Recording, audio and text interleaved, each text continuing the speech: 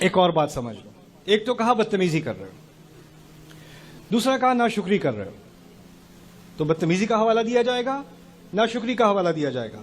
پھر ایک تیسری بات, وَفَعَلْتَ فَعْلَتَكَ الَّتِي فَعَلْتَ وَأَنْتَ مِنَ الْكَافِرِينَ, وہ جو حرکت تو نے کی تھی اس کا کیا ہوگا ہے؟ مجھے آ کے بتائے گا میں کیا غلط کر رہا ہوں. اپنے پیچھے ریکارڈ دیکھا ہے؟ ذرا رپورٹ لے کے آنا, دکھاؤ ذرا ان کو, دیکھو. یعنی آپ کوئی صحیح بات کرنے لگو گے تو جس کو فرعون کی یہ تدبیر آتی ہے نا, وہ کہے گا اچھا آپ صحیح بات کریں گے, آپ کب سے فرشتے بنے؟ میرے پاس تو ریکارڈنگ اس وقت سے ہے.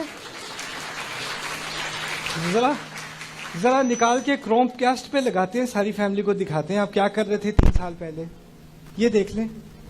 یعنی آپ نے جو غلطی کی ہو, جب بھی آپ کوئی صحیح بات کرنے لگو آپ کو اپنی غلطی یاد دلا کے دبا کے, کیونکہ آپ اب ایک شخصیت نہیں رہے, آپ چلتی پھرتی غلطی ہو, آپ اس غلطی سے زیادہ کچھ نہیں ہو. تو جب بھی آپ کوئی صحیح بات کرنے لگو تو آپ کو تم کون ہوتے ہو صحیح بات کرنے والے؟ تم نے تو یہ کیا وہ کیا, تم بڑا اپنے آپ کو پرفیکٹ سمجھتے ہو, دیکھو ذرا ان کو. تو یہ جو طریقہ ہوتا ہے نا کسی کی غلطی پکڑ کے بار بار اس کو اس کی غلطی یاد دلانا تاکہ وہ دب کے رہے. جب وہ صحیح حق کی بات بھی کرنے لگے, نہیں وہ اس بات کا مستحق نہیں ہے کیونکہ اس سے غلطی ہو چکی ہے. عجیب بات یہ ہے, رسول نے وعدہ کر دیا علیہ الصلوۃ والسلام, ایک گارنٹی دے دی, کلو بنی آدم خطا یا خطاؤن, تمام اولاد آدم کی غلطی کرتے رہتے ہیں, غلطی ہر انسان سے ہوتی رہتی ہے. اور خیر الخطائین التوابون, جو بہترین ہیں غلطیاں کرنے والے وہ توبہ کرتے رہتے ہیں. تو اللہ تعالیٰ کا ایک نظام ہے, انسان سے غلطی ہوتی ہے وہ توبہ کرتا ہے آگے بڑھتا ہے, غلطی ہوتی ہے توبہ کرتا ہے آگے بڑھتا ہے. اللہ پچھلی والی غلطیاں معاف کر دیتا ہے, انسان معاف نہیں کرتے, انسان نوٹ لیتے ہیں, یہ بعد میں کام آئے گی. یہ کبھی یہ انسان اگر اپنی عزت نفس کے لیے کھڑا ہو گیا یا کبھی کسی حق بات کے لیے کھڑا ہو گیا تو ایک سیکنڈ میں ذرا اپنی فائل کھول لوں, ہاں یہ ادھر بتانا ذرا, آپ آگے سے بےزتی کرنا کسی کی, اس کی غلطی بار بار نکال کے اس کو ریڈیوس کرنا, یہ فرعون کا طریقہ تھا.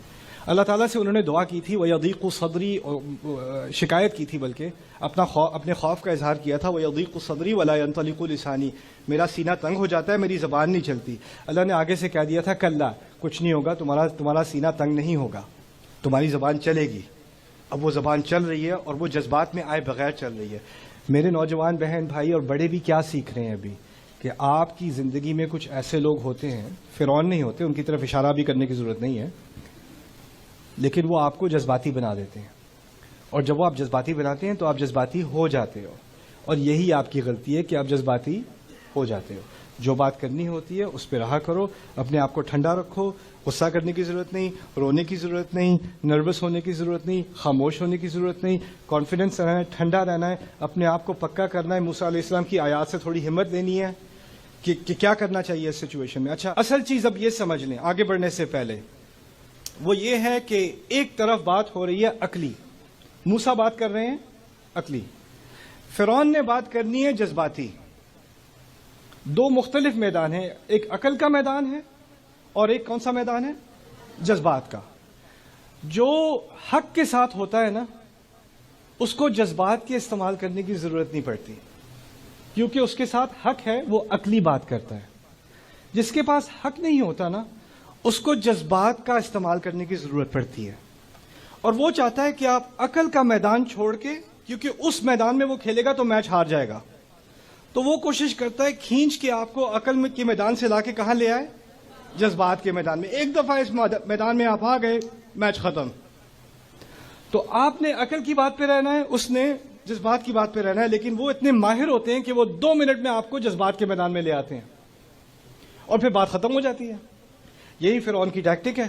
تو اس نے یہ ٹیکٹک استعمال کی, ان کو شرمندہ کرنے کی, ان کی غلطی یاد دلانے کی, ان کو نافرمان کہنے کی, ان کو ناشکرہ کہنے کی, یہ ساری چیزیں اس نے استعمال کی. چلو اب تو یہ میرے میدان میں آ گیا, اب کیا کرے گا؟